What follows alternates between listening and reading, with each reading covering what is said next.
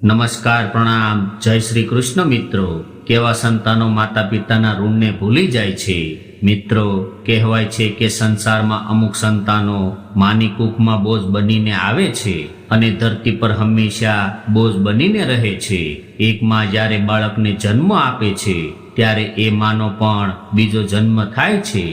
એ સમયે માને એ ખબર નથી રહેતી કે બાળકને જોવા માટે માં જીવતી રહેશે કે નહીં.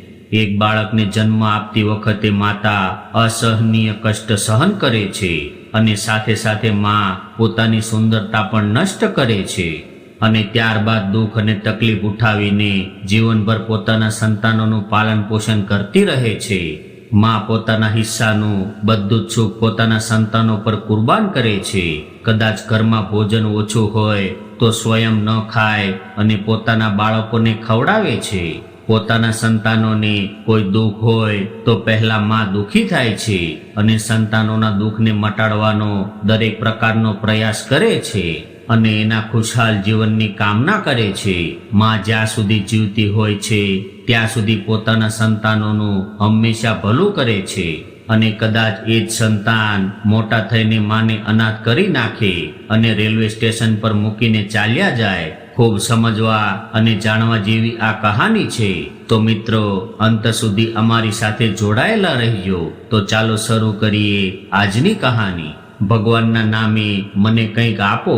દીકરી, મેં 2 દિવસથી કંઈ ખાધું નથી. કવિતાની નજર તે વૃદ્ધ માતા પર પડી ત્યારે તે ધ્રુજી ઉઠી અને વિચારવા લાગી કે આ વૃદ્ધ સ્ત્રી ભિખારીની જેમ તો દેખાતી નથી. તે જરૂર સારા પરિવારમાંથી લાગે છે, પરંતુ મને ખબર નહીં કે આ ઉંમરે પણ તે ભીખ શા માટે માંગી રહી છે. તે પોતાનું પર્સ ખોલે છે તે પહેલા ટ્રેન ચાલુ થઈ ગઈ. લોકલ ટ્રેનમાં જ તે દરરોજ ઓફિસે જતી અને આવતી હતી. આમ તો સ્ટેશન પર ઘણા ભિખારીઓ હોય છે, પરંતુ આ વૃદ્ધ માજીને જોઈને તેને વિશ્વાસ ન આવ્યો કે આ ભિખારી છે. પણ આ વૃદ્ધ માજીને ભૂખ ખૂબ લાગી હતી અને તે કવિતા પાસે આવ્યા અને કહેવા લાગ્યા કે દીકરી, ભૂખ સહન નથી થઈ રહી, પરંતુ ખાવાનું ત્યાં આજુબાજુમાં કંઈ મળતું નહોતું. અને કવિતા આખા રસ્તે તે વૃદ્ધ માતા વિશે વિચારતી રહી અને આખો દિવસ ઓફિસમાં જ પૂરો થયો. અને સાંજે જ્યારે તે પાછી ફરી ત્યારે એ જ વૃદ્ધ માજી ફરી સ્ટેશન પર જોવા મળ્યા. કવિતા તેની નજીક ગઈ ત્યારે તેની આંખો ઝાંખી પડી ગઈ હોય એવું લાગી રહ્યું હતું કે જીવવાની કોઈ આશા બચી ન હોય. બસ જીવન પસાર કરવાનું છે એટલે જીવવાનું છે. અને માજીની ઉંમર કદાચ 80 વર્ષની હતી અને આંખો નીચે અનુભવોના નિશાનો અને ગંદી સાડી. માં પણ તે બધાથી અલગ દેખાતી હતી. તે સારા ઘરની સ્ત્રી જેવી દેખાતી હતી. ખબર નહીં આવી મજબૂરી શું છે. કવિતાએ ફળ સેલર પાસેથી પ્લેટ લીધી જેમાં 4 પૂરીઓ અને બટેકાનું શાક હતું અને સાથે એક પ્લેટમાં છાશ પણ લીધી અને કહેવા લાગી કે લો માજી, ભોજન કરી લ્યો અને છાશ પી લ્યો, તમારું પેટ ભરાઈ જશે. ખાવાનું જોઈને તેની આંખો ચમકી ગઈ. તેમને આશીર્વાદ આપ્યા અને ખાવાનું શરૂ કર્યું. કવિતા કંઈક પૂછે તે પહેલા રાજેશનો ફોન આવ્યો. તું ક્યાં છે? અત્યાર સુધીમાં તારે ઘરે આવી જવું હતું. આજે ઘણો સમય લાગ્યો છે. હા, આવું છું, હું તમને આવીને કહીશ. અને કવિતા ઘર તરફ જવા લાગી. તું પણ કવિતા, સ્ટેશન પર આવા ઘણા ભિખારીઓ હોય છે. દરરોજ કેટલાક લોકોને ખાવાનું આપીશ. આજે આપીશ તો કાલે પણ માંગશે અને પછી આ લોકોને રોજે રોજે માંગવાની આદત પડી જાય છે. કામ તો કંઈ આ લોકો કરતા નથી, બસ મફતની રોટલીઓ જ ખાય છે. ત્યારે કવિતાએ તેજ અવાજમાં કહ્યું, ના રાજેશ, આ આમ ભિખારીની જેમ દેખાતી નથી. તેની કોઈ મજબૂરી હોવી જોઈએ. તે એટલી લાચાર દેખાતી નથી કે તેને જોઈને તમને પણ દયા આવી જાય અને હું કાલે તે માજી સાથે વાત કરીશ. અરે, કાલે તો રવિવાર છે, તું કાલે કેમ જઈશ? હું તો કાલે જઈશ. રવિવાર છે, ઓફિસે જવાની કોઈ ઉતાવળ નથી અને ન તો ઘરે આવવાની. અને બીજી સવારે કવિતા સ્ટેશન તરફ જવા લાગી. ત્યાં જઈને તે વૃદ્ધ માજીને શોધવા લાગી. પરંતુ તે ક્યાંય નજર ન આવી અને ત્યાં પૂછવા લાગી. પણ કોઈએ કહ્યું કે સ્ટેશન બહાર એક મોટું વટ વૃક્ષ છે, ત્યાં તે બેસે છે. તેથી કવિતા ત્યાં ચાલી ગઈ. વૃક્ષની નીચે તે સૂતી હતી. માજી, હું તમારા માટે નાસ્તો લઈ આવી છું. આજે તમે અંદરથી બહાર કેમ ન આવ્યા? હા દીકરી, મારી તબિયત સારી નથી. મારા હાથ પગ બગડી ગયા છે. હવે આ ઉંમરે કોઈ કામ થતું નથી તો હું ભીખ માંગીને જીવન વિતાવું છું. એમ તો ક્યારેક તમારા જેવા લોકો પણ આવે છે, મફત ખોરાક આપી જાય છે. માજી, તમે ક્યારથી ભીખ માંગો છો? કવિતાએ પ્રશ્ન પૂછ્યો. કવિતાનો પ્રશ્ન સાંભળીને તેને આશ્ચર્ય થયું અને તેની આંખોમાંથી આંસુ વહેવા લાગ્યા. દીકરી, ભીખ માંગવી એ મારી મરજી નથી, પણ મારે શું કરવું? એ મજબૂરી છે. આ ઉંમરે હાથ પગ ચાલી શકતા નથી અને પેટની આગ બુઝાવવા માટે પોતાના માર્ગે જવું પડે છે. મેં ક્યારેય વિચાર્યું પણ નહોતું કે મારી પણ આ પરિસ્થિતિ આવશે. હું પોતે સ્ટેશન પર ભિખારીઓને ભીખ આપતી હતી. ખોરાક, કપડાં અને અન્ય જરૂરી ચીજ વસ્તુઓનું વિતરણ કરતી હતી. શહેરની વચ્ચે અમારું મોટું ઘર હતું. ઘરમાં નોકરો હતા. હું કોઈ રાણીથી ઓછી નહોતી. ઘરે દાદી સાસુનો હુકમ ચાલતો હતો. તે હાથમાં રહેલી લાકડી વડે બધાને મારતા હતા. એક મંજિલ હતી કે તેમના આદેશ વિના એક પાંદડું પણ હલે નહીં. ઘરમાં ખાવા પીવાની કોઈ કમી ન હતી. ઘરમાં દરેક વ્યક્તિના આવવા જવા વાળાઓનું પૂરેપૂરું સન્માન આપવામાં આવતું હતું. નોકરો, માળી, ધોબી દરેકને તહેવારો પર સારા કપડાં આપતા હતા. જ્યારે મારી ગોદ ભરાઈ હતી ત્યારે આખું ગામ મુલાકાતે આવ્યું હતું. દેશી ઘીમાં વિવિધ ભોજન બન્યા હતા. બધાએ મને પુત્રના આશીર્વાદ આપ્યા હતા અને મને પ્રથમ બાળકમાં મારો પુત્ર અશોક મળ્યો. અશોકના ઉછેરમાં કોઈ કમી ન રહી. 1.5 વર્ષ પછી પ્રશાંતનો પણ જન્મ થયો. 2 પુત્રોની માતા બનવાનો જે અભિમાન હતો તે મારા માથા ઉપર બોલી રહ્યો હતો. હું મારી દાદી સાસુ અને સાસુની વહાલી વહુ હતી, જેમણે પરિવારને 2 પુત્રો આપ્યા હતા. અમે દરેક તહેવાર પર મંદિરમાં જતા અને જરૂરિયાતમંદોને કપડાં અને ભોજન આપતા. મારા બંને પુત્રો મોટા થઈ રહ્યા હતા. પતિ કારોબાર સંભાળી રહ્યા હતા. ઘરમાં કોઈ વસ્તુની કમી ન હતી. બંને પુત્રોની દેખરેખ સારી રાખવામાં આવી રહી હતી, પરંતુ તે વધારે ધન જોઈને બગડવા લાગ્યા હતા. તેઓ અભ્યાસથી દૂર થઈને ખરાબ સંગતમાં ફસાઈ ગયા હતા. મિત્રો વચ્ચે પૈસા ખર્ચવા લાગ્યા હતા. ઘરે તેઓને ઘણા ટોણા મારવામાં આવતા હતા અને મને પણ એમ કહેવામાં આવતું કે એક માં થઈને પણ હું મારા બાળકની સંભાળ રાખવામાં સક્ષમ નથી. દાદી સાસુ પૌત્રની ચિંતા કરતા કરતા આ દુનિયામાંથી ચાલ્યા ગયા અને સાસુ સસરાનું સંસાર પરથી મન ઉડી ગયું. તેથી તે ધાર્મિક સ્થળે જઈને રહેવા લાગ્યા અને સમજાવ્યું કે આપણે બંનેના લગ્ન કરાવી દઈએ. પણ તેણે કહ્યું, જ્યારે વહુ આવે તો તેનું મોઢું બતાવવા આવજો. હવે આટલા મોટા ઘરમાં અમે 4 લોકો રહી ગયા હતા. હવે પહેલાની જેમ ઘરમાં કોઈ આવતું જતું પણ નહોતું. પુત્રો મોટા થયા ત્યારે અમને તેની લગ્નની ચિંતા થવા લાગી. ઘરનો ધંધો હતો પણ મારા પતિ એકલા સંભાળતા હતા. વિચાર્યું હતું કે પુત્રો છે એટલે ધંધો સારો ચાલશે, પણ પુત્રોને ભટકવા સિવાય બીજો કોઈ સમય જ નહોતો મળતો. તે ખરાબ સંગતમાં ફસાઈને દારૂમાં પૈસા નાખતા અને મારા પતિ સાથે જે લોકો ધંધો કરી રહ્યા હતા તે લોકો છેતરપિંડીથી ધન એકઠું કરતા હતા. લગ્નની ઉંમર પસાર થતી હતી. અમે નક્કી કર્યું કે લગ્ન કરી નાખીશું, જેથી એમ થાય કે લગ્ન પછી પુત્રો સુધરી જાય. કુટુંબનું મોટું નામ હતું. છેવટે તે બંનેના લગ્ન નક્કી થયા. એક સાથે ઘરમાં 2 વહુઓ આવી ગઈ. એવું લાગી રહ્યું હતું કે લક્ષ્મી ઘરે આવ્યા છે એટલે ઘરની સ્થિતિ સારી થઈ જશે. અમે ગરીબ પરિવારમાંથી દીકરીઓ લાવ્યા હતા, પરંતુ તે બંને અમારા માથા પર ચડીને લાલચુ થઈ ગયા અને બિનજરૂરી ખર્ચ કરવા લાગ્યા. પહેલા અમે અમારા પુત્રોની ચિંતા કરતા હતા, પરંતુ હવે પુત્ર વધુઓ પણ લાલચી આવી ગઈ હતી. તે પણ ઓછી ન હતી. મોંઘા કપડાં ખરીદવા, પાર્ટીમાં જવું તે બધું કરતી રહેતી. મારા પતિ ધંધો અને હું ઘર સંભાળતી હતી. તે બંને સવારે વહેલી જાગે નહીં અને રસોડામાં તો પગ પણ ન મૂકે. મારી હાલત જોઈને મારા પતિએ પુત્રોને ઘણી વખત સમજાવવાની કોશિશ કરી, પરંતુ તેઓ સમજ્યા નહીં. આ ચિંતા કરવા લાગ્યા અને એક દિવસ અચાનક તેમની તબિયત બગડી ગઈ અને તેમણે મને આ દુનિયામાં એકલી છોડી દીધી.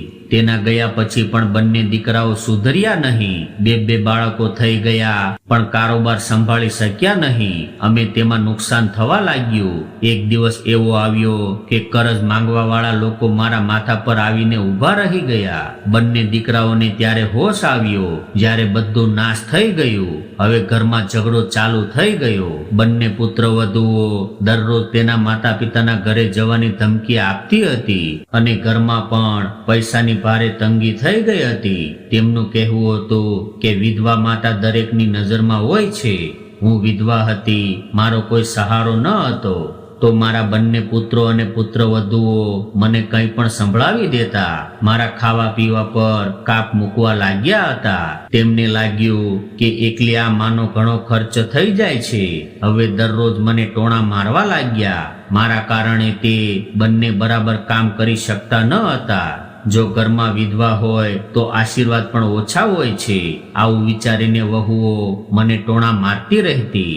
હું કંઈ સમજી શકતી ન હતી કે મારે શું કરવું જોઈએ. એક દિવસ અશોકે કહ્યું, માં ચાલો હું તમને તીર્થ યાત્રા પર લઈ જાઉં. થઈ શકે કે અમને થોડું પુણ્ય મળે અને અમારા ઘરની સ્થિતિ સુધરી જાય. હું પણ ખુશ હતી, પણ મેં વિચાર્યું કે મારા દીકરાએ આવી ગરીબીમાં પણ તીર્થ યાત્રાનું કેમ વિચાર્યું હશે. પછી ભગવાનનો ફેસલો માનીને હું તૈયાર થઈ ગઈ. જે તીર્થસ્થાને જવાનું હતું ત્યાં 2 સ્ટેશન આવ્યા પહેલા અશોક મારા માટે પાણી લેવા પ્લેટફોર્મ પર ઉતર્યો હતો. પાણી તો ન લાવ્યો અને તે પોતે પણ ન આવ્યો. ટ્રેન ચાલવા લાગી અને મારી પાસે 1 રૂપિયો પણ નહોતો. બીજા સ્ટેશને ગાડી રોકાઈ ત્યારે હું નીચે આવી અને હું મારા પુત્રને શોધતી હતી, પરંતુ તે આવ્યો નહીં. સ્ટેશન પર જ સવારથી સાંજ થઈ ગઈ. મારી પાસે પૈસા પણ નહોતા અને મને ભૂખ પણ લાગી રહી હતી. મને કંઈ ખ્યાલ ન આવ્યો અને એક દુકાનદારને મારી કહાની જણાવી, પણ કોઈએ મને ખાવાનું આપ્યું નહીં. મેં કહ્યું, મને ઉધાર આપો. મારો દીકરો 1-2 દિવસમાં મને લેવા આવશે. તો બધા હસવા લાગ્યા અને કહેવા લાગ્યા કે માજી, તમે બહુ દયાળુ છો, પણ તમારો દીકરો ફરી ક્યારેય નહીં આવે તને લેવા. તેણે તમને અહીં છોડી દીધા છે, તે હવે ક્યારેય નહીં આવે. ત્યારે માજી કહેવા લાગ્યા કે હું માની જ શકતી ન હતી કે 9 મહિના સુધી જે પુત્રનો ભાર ઉઠાવ્યો, મારા હાથેથી મોટા કર્યા, આજે એ પુત્રોને માતા ભારે લાગવા લાગી. બસ ત્યારથી પુત્રોની રાહ જોવાનું બંધ કરી દીધું. હવે આ સ્ટેશનમાં ભીખ માંગીને જીવન વિતાવું છું અને ભગવાનનું નામ લઉં છું. વૃદ્ધ માજીની વાત સાંભળીને કવિતાની આંખોમાં આંસુ આવી ગયા. સાચું છે, બધા જાણી જોઈને ભીખ નથી માંગતા. કેટલાક લોકો મજબૂર પણ હોય છે. કવિતા ઘરે આવી ગઈ. રાજેશે કહ્યું, જઈ આવી તારી વૃદ્ધ માજી પાસે. તેણે કંઈક વાર્તા કહી દીધી હશે ને? હા રાજેશ, એવી વાર્તા જે મનને ઊંડે સુધી છોડી દે છે. દીકરાઓ માતાનો ભાર ન ઉપાડી શક્યા તો તેઓ તેને સ્ટેશન પર છોડીને ચાલ્યા ગયા. મેં કહ્યું, વૃદ્ધ માજી, તમે મને તમારા ઘરનું સરનામું આપો. પરંતુ તેણે ના પાડી અને કહેવા લાગ્યા કે ન તો તેના દીકરાઓ સાથે રહેવા માંગે છે અને કહેવા લાગ્યા કે ન તો તેના દીકરાઓ સાથે રહેવા માંગે છે અને ન તો તેના દીકરાઓને સજા આપવા માંગે છે.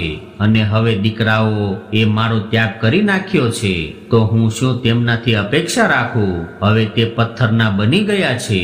ત્યારે કવિતા રાજેશને કહેવા લાગી કે મને સ્ટેશન પર માજીનું આ રીતે ભીખ માંગવું પસંદ નથી. આપણે તેમના માટે કંઈ કરી શકીએ નહીં. ત્યારે રાજેશે કહ્યું, કવિતા, આપણે શું કરી શકીએ? આપણી પોતાની નોકરી છે, આપણી દીકરી છે, જેની જવાબદારી આપણી છે કે આપણે તેનું સારું જીવન આપી શકીએ. પણ રાજેશ, આપણે આપણી દીકરીને બધું આપી રહ્યા છીએ, પણ જે સૌથી અમૂલ્ય વારસો છે તે તેને આપી શકતા નથી. આપણી દીકરી એકલી સંઘર્ષ કરી રહી છે. આપણે તેને સમય આપી શકતા નથી અને ન તો તેને દાદી નાનીનો પ્રેમ આપી શક્યા છીએ. ત્યારે કવિતા કહેવા લાગી, રાજેશ, આપણે એવું કરીએ તો તે વૃદ્ધ માજીને આપણા ઘરે લઈ આવીએ. તેને પણ સહારો મળી જશે અને આપણી દીકરીને પણ દાદી નાનીનો પ્રેમ મળી જશે. શું તારો મગજ ખરાબ થઈ ગયો છે? કોઈને પણ રસ્તામાંથી ઉપાડીને ઘરે લઈ આવ. આપણે તેના વિશે કંઈ ખબર તો હોવી જોઈએ ને. તે આપણી કાંઈ લાગતી નથી. જો તું તેમની એમ મદદ કરવા માંગે છે તો તું શું કરી શકે છે? પરંતુ તેમને ઘરે તો ન લાવી શકીએ. અજાણ્યાઓ પર ભરોસો ન કરાય. પણ રાજેશ, તું પણ અજાણ્યો, અજનબી હતો. જ્યારે તમને અનાથ આશ્રમમાંથી લાવવામાં આવ્યા હતા. કવિતાની વાત સાંભળીને રાજેશ ચોંકી ગયો છે. કવિતા જૂઠું પણ બોલતી ન હતી. તે પણ અનાથ હતો. મને ખબર નહીં કે તેના માતા પિતાએ તેને કેમ છોડી દીધો હતો. આજે પણ તેને તેના માતા પિતાને યાદ કરે છે. જે લોકોએ તેને ગોદ લીધો હતો, તેને ખૂબ જ પ્રેમથી ઉછેર્યો અને આજે તે પોતાની તાકાત પર પોતાના પગ ઉપર ઊભો છે. કવિતા સાથે તેના લગ્ન થયા અને એક દિવસ તે બંને તેમની કારમાં તેમને મળવા આવી રહ્યા હતા.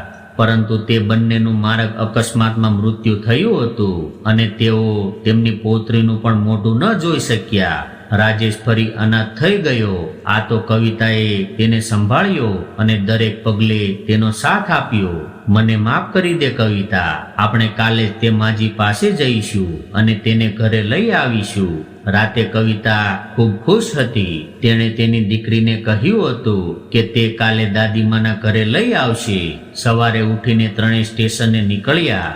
કવિતાની આંખો તેને શોધતી રહી હતી. ત્યારે તેને બીજી બાજુ ભારે ભીડ જોઈ. તે પણ ભીડની અંદર જોવાનો પ્રયાસ કરવા લાગી. અંદર જોયું તો મોંમાંથી ચીસ નીકળી ગઈ. માજીનું મૃત શરીર પડ્યું હતું. તે ઘણા સમયથી બીમાર હતા. સમયસર સારવાર ન થવાના કારણે મૃત્યુ થઈ ગયું હતું. બે પુત્રોની માતા ભીખ માંગવા મજબૂર થઈ ગઈ હતી. કવિતા રડવા લાગી. ખૂબ મુશ્કેલીથી રાજેશે સમજાવી અને પછી લોકો જવા લાગ્યા. પણ કવિતા ત્યાંથી ગઈ નહીં. રાજેશ, આપણે માજીને આપણી સાથે રાખી શક્યા નહીં, પરંતુ ઓછામાં ઓછું તેમનું અંતિમ સંસ્કાર તો કરી શકીએ છીએ. તેમના પુત્રોને ખબર પણ નહીં હોય કે આજે તેમની માતા આ દુનિયામાંથી ચાલી ગઈ છે. રાજેશે પોલીસ કર્મીઓ પાસેથી પરવાનગી માંગી અને સન્માનથી માજીના અંતિમ સંસ્કાર કર્યા. કવિતાએ ભીની આંખોથી તેને વિદાય આપી.